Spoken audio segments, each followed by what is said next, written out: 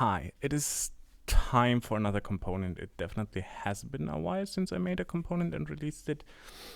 But here we are, and here we are with the SceneCompositor. And the SceneCompositor is a component that is quite similar to the SceneChanger that you already have in the component, but this time it is more akin to a framework, contrary to, for example, the SceneChanger, which has everything included. With the SceneCompositor, you will need to take care of the compositing kind of in the end yourself, but on the other hand, it is quite flexible. So I made a little diagram here to explain what's going on. We do have a SceneCompositor, and then we have scenes and items. And a scene basically is a collection of names of these items, where the items are elements that can be composited. I will have some examples for this, so we will see then what I mean with this. But basically, the SceneCompositor is recalling and storing scenes, and based on the scenes, it will manage the different items that we have. So yeah, let's basically jump right in, and I will show you some more examples. But if we look in here, we have the SceneCompositor.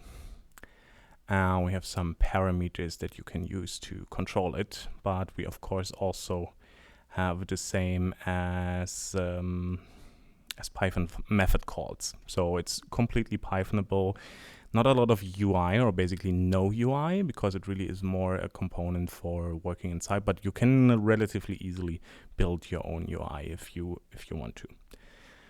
So let's look into it. What do we have? We have the top row, which basically is the row for recalling a scene. Then we have the record section. We also have the record preset button here. And we can even drop down. Everything is drop downable, so you have names that you can simply use. Here we have a time in which the transition should happen. Here in the custom page, this is quite important then, we do have our scenes repository and we have our items repository. And to keep in mind about the scenes, or about repositories in general, is the way this component is set up, that the data, so the scenes and the items, is completely separate from the compositor itself. So this means that you, for example, can update the compositor without ever having to worry about your data getting lost or anything. So you can even reference the SceneCompositor to something that lives outside, which I did in the other examples. This one is like the raw, it's like an initial backup in the demo file. And because from here on, I'm just going to show you how to set it up initially, like the core concept. So to create a repository for the data, simply press the create button. And if we look inside, we now see here our scenes, and every scene simply is a table containing the names of the items that we want to work with. And then we can of course create also our items. This one might take a little bit longer, the example, but here they are. Right now it's a geometry comp, because you can use the SceneCompositor to create compositions in every kind of manner, and also in 3D space. And this is what I personally use the most, is to use it to compose 3D environments, because I feel like there it makes the most sense and is the most flexible. And if we look inside here, we have three prefabs that I made, 3 examples of how to make them. And the most important part about the items is that they are basically derived from the GeoPrefab in some way or another. But it doesn't have to be a geometry comp, it can be a base comp, a container comp. You could even compose UIs using this if you want to. So what do we have here? We have a lot of parameters. And basically you can change and adjust them by hand. for testing purposes, but in general, everything like level, progress, and the fade, start and done pulse parameters are all managed by the SceneCompositor. The level is basically a value between 0 and 1 and will be faded. And you can use this, and this is also used to check if an item is active. So if the level is above 1, we have an active item. And if it is below, if it's at 0, it's inactive. So for example, in the case of the geo, I also simply bound it to the render parameter. So as long as the level is 0, this geo will not be rendered. Then we have progress, and progress is a value between 0 and 2. And basically when you fade in, the progress will be set faded from 0 to 1. And if you fade out, it will go from 1 to 2.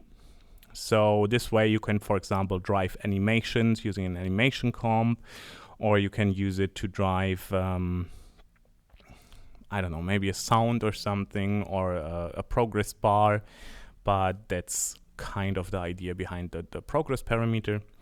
And then you have fade in, start, fade in, done, fade out, start, and fade out, done. And these are simply pulse parameters that you can bind to, for example, a timer, a cue pulse of a movie file in, and yada yada. And the fade in start will be triggered when you start going from 0 to 1 on the level. The fade in done will be done when you go to 1, coming from 0.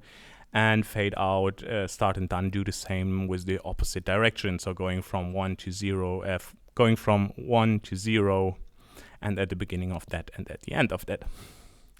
Then we have custom in and out time. So for every item, you can define a custom time that overrules the time that is defined by the SceneCompositor. If it's -1, or basically if it's below 0, then it will be ignored and it will be taken care of by the SceneCompositor. But sometimes there might be situations where you actually want to have a very specific time independent of what you're after.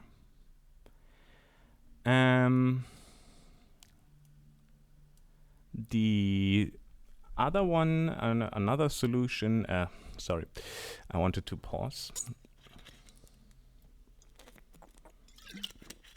So let's look inside. I have 3 prefabs do exist here, basically. So we have a geo prefab, a movie prefab, and audio prefab.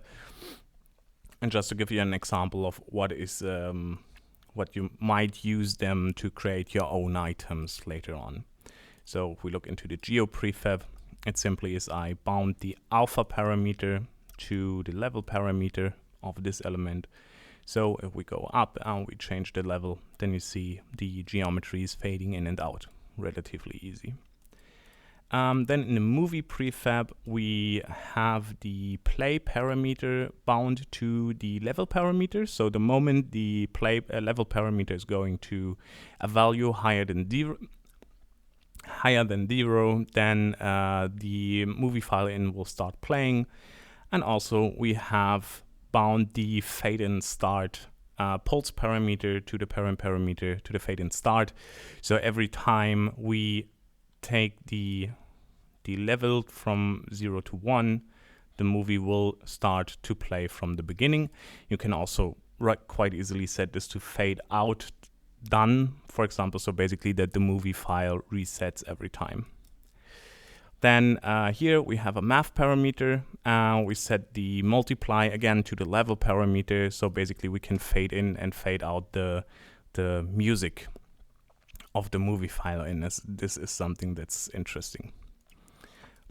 Yep, and basically here with the audio prefab, we did more or less the same again. That is, this one is playing all the time, and we just took the math job here. But for example, we could also bind the play parameter to the level. But just to give you some different ideas and examples, I made it this way. What you, for example, can also do is you can use a timer and bind the timer start parameter again to the fade and start, for example. So every time we restart the item and fade it in, we also restart our timer here.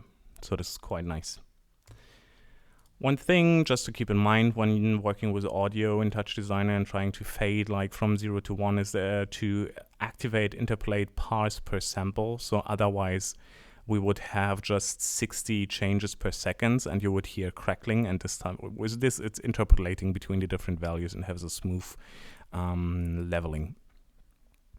So let's check something out here. Let's open the parameters of our SceneCompositor, and as you can already see when you get it freshly, that we already have some scenes here. So for example, if we go into GeoScene, then we press take and it will come in, and now if we take our out again and take it, you will see the level will go to 0 and the progress will go to 2. And yeah, same basically with the top scene, as you can see. So we're going to out, or if we're changing between them, for example, top scene and then go into GeoScene, then you will see, okay, this one fades out, this one fades in. So, but why is it a compositor now? And this is the quite important part, is that we are not limited to using a single item, but instead we can have several items active at the same time. And the way we do this is like we have several ways. We can activate it using the level. And keep in mind the fade in start and fade out start will be triggered accordingly if you do it manually. Then we go into new scene name and we name this one Geo and top. And we press record. And now if we go back to our Geo scene where we came from and ask for Geo and top, you now will see that the Geo, because it was still active, will stay active. And the top one will come in. And again, if we now go to the top scene, the Geo prefab will fade out, the progress will go to 2, and we are golden. Now, again, if we look inside, what you also will see is the preset manager that I put in here. This one has an underscore, so ideally leave it alone. What does it do? It basically says, okay, when the SceneCompositor finds a preset manager with this specific name inside of an item, it will try to recall a preset with the given name here. So in this case, when we recall top scene, it will try to recall the preset top scene. How does this work then? Or what is to keep in mind here, or what does it do? For one, when you're recording the preset, you have to activate the record preset button if you record a scene. And then if you have record preset active, it will immediately do that. In this case, when we look in here, you can see, okay, we recorded the Geo and top scene, and it accordingly recorded the preset. It's empty right now because we haven't defined anything in the stack. But yeah, so for example, how could we do that? We can take our, can create a constant here, constant chop, for example, set it to multiply, combine these, put it out, and now use the color parameter and drop them in here. And now, for example, we can say red top, make this one red, and now we record this, and then we say white top as another scene and set this one to white. So now if we recall, for example, the red top scene, you see that it changes. And what is quite fine or cool about this is it is aware of if an element is fading in or fading out or just transitioning. So for example, when we are fading in, so let's fade this out and say take, now it is red. If we go to the white top, it will fade to white. But let's go back to the red and set the level to 0. Because right now the state of the component is still red top, it might fade from white to red, but because we know that we're fading in, we are able to simply set the parameter, like the preset that we are recalling in 0 seconds before we are fading in. So still, let's look inside. Okay, still red, and now I take the white top and it jumps to white. And the same is if we go to out and fade this element out, then we are not recalling the preset. We are instead keeping everything. So if we go to out, you can see everything is keeping the values that we expect. And the same works for the red top. Let's try this again. And let's go to our out preset. Perfect. So now if we want to change a scene, it might be nice to have a UI maybe in the future, but right now you have to go in here and you can see the tables. And basically in here are just the names of the scenes. So that's really easy to just do yourself for now. Okay, maybe some more interesting examples. So here's a 3D setup, and this is why it's a geocomp, because this is like the most easy to set up. We just have a render here, we have our camera, and we have again our scenes repository and our items repository. You can right click here, and we have different scenes. I'm just going to change the time here to maybe a little faster. And now if we look inside, I have 3 items. I have a cube, I have a torus, and I have an animated circle. And I show different ways of how to handle it. So let's look into the cube. So the cube has a constant here, and we simply bound the alpha to the level, enabled blending transparency. You might have to take care of the render priority, but right now there's no overlapping, so this isn't too bad. So now let's look at the parameters of the parent here. If we put in the level, then you can see, okay, we have a little white rotating cube. But I also have, again, the preset manager in here, which takes care of the constants for the rotation and also of the color. So for example, if we take the red cube, for example, and press take, then again, it happened what I told you is like, okay, because it was non-active, we jumped to the preset in 0 seconds. The second thing I did is I was I'm referencing the fade and start for the reset of the speed. So every time we fade this element in, no matter if it's rotating or not, we will start at the same part. So let's maybe recall the white cube preset. And maybe let's recall the rotating white. And as you can see, okay, now we start rotating. And if we reduce the level and fade it in again and again and again, you can see, okay, it's starting the rotation every time from the beginning. Let's go to our out. Let's fade it out, and let's look at our torus here. So the torus has quite a similar setup. Again, we have the rotating, but the big difference here is that we are not scaling the alpha, but instead, for example, in this case, we are scaling the uniform scale.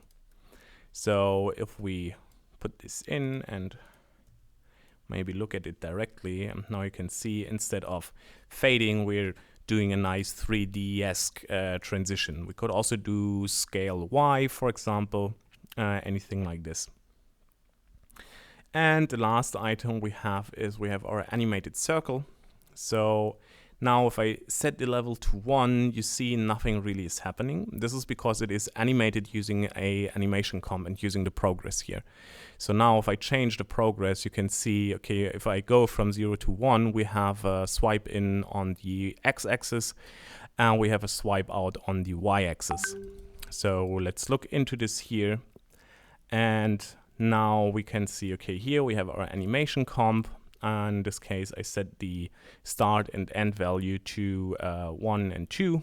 So when we change the progress of this, then it will fade in and fade out accordingly. So yeah, we're not using the constants here, so this doesn't really matter.